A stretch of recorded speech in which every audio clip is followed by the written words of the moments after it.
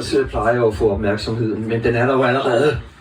Men det skyldes nok, at det her år, det er jo startet med, at på Hellig Tre Konger, det er 6 dage inden eller efter nytår, så er jeg blevet 67. Det betyder, at nu skal jeg have fast løn, og nu finder jeg mig slet ikke noget.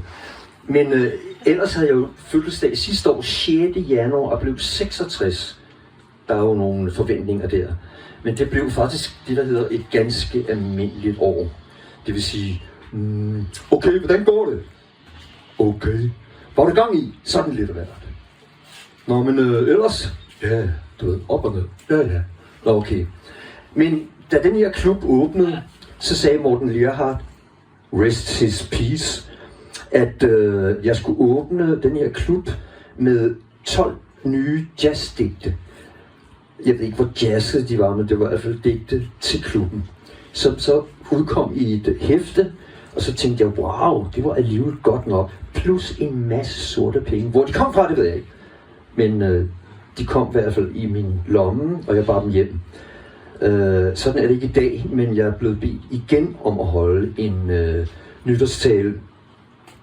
Og det passer meget godt, fordi at jeg blev for ikke så lang tid siden ringet op af det ydre samfund. Om jeg i 24 på et eller andet tidspunkt godt kunne tænke sig at være verdenshersker for en stund. Det svarede jeg ja til. Hvorefter jeg fik tildelt 18 minutter. Men som det er med inflation, så lægges der aldrig til det bedre. Men der trækkes altid fra til det dårligere. Vi river dit øvelokale ned, og du får ikke noget nyt i stedet. Så de 18 minutter, de er så blevet til 15 minutter.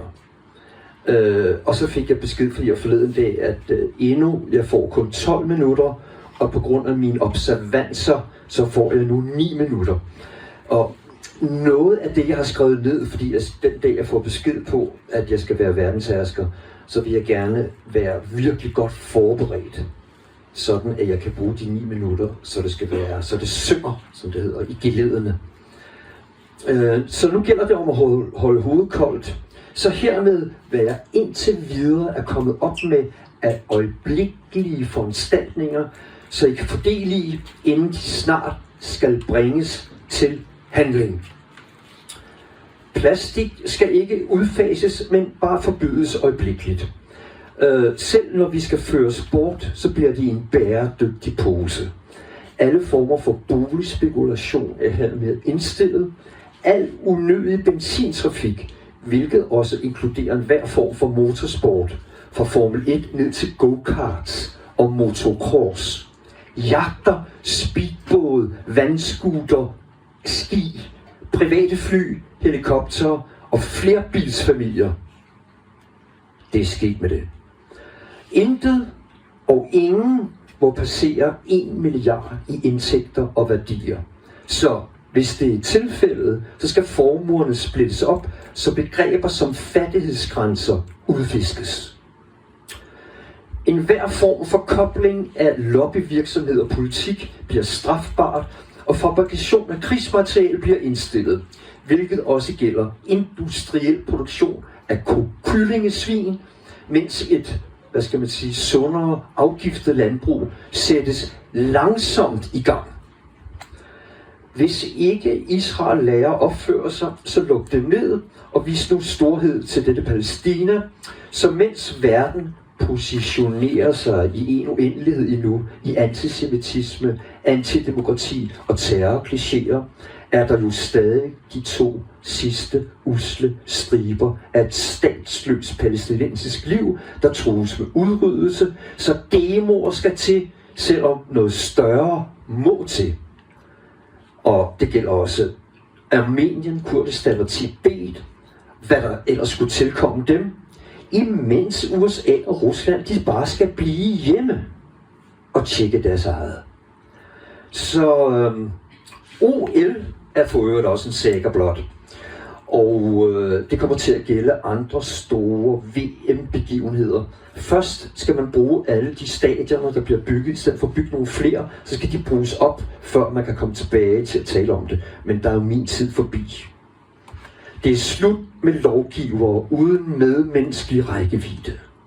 Det er slut med kapitalflugt og skatteunddragelser. Det er slut med at sutte røv på overmagten og tække strige. Det er slut med at skalte og valte med andre mennesker og dyr. Det er slut med over foran, forbrug, formynderi, greb og tal. Og udgør kunstnere ikke en forskel, så skal de droppes. Og så skal de i stedet for gå de seriøse til hånde.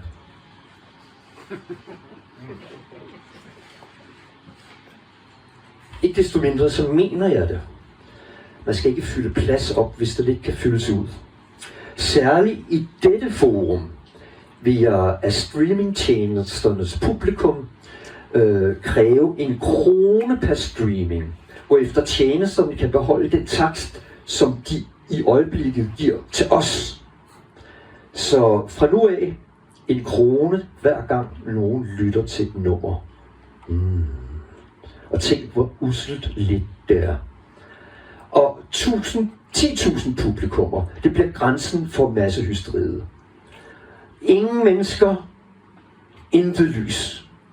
Ingen mennesker, intet el-lys. Vi skal selv forhindre små snigende tilløb, og efter søvnen rejse armene til daglig lyst. Så velkommen til ellers nedtrådte begreber som måske næstekærlighed, solidaritet, eller bare op på tæerne. Persistente vulnerable. Persistente vulnerable. Rejs dig, os to, vi alle, en blomstrende rundtosset. Nutidighed er en mulighed. Glem udslettelse, glem grusom, glem tunge å. Rejs os alle, vi, mig og dig. At hver dag lære eller opleve bare en lille smule noget. At af- og fratænke delmængder af teknologisk overtag og erstatte med andre fatteformer, så det ikke hele ender i hid og did tanker, som vores refleksverden ikke går i glemmekrogen.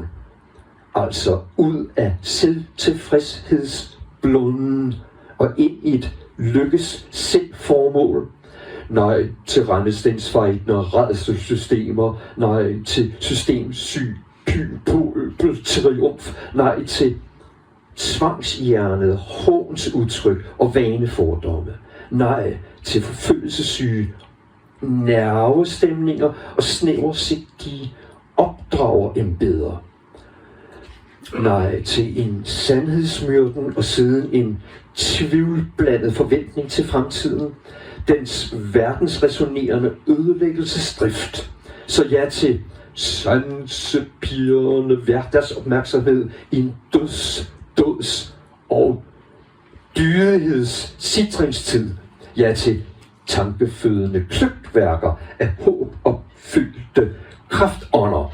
Ja til visdomssøgende værekraft, og med dette er jeg straks færdig.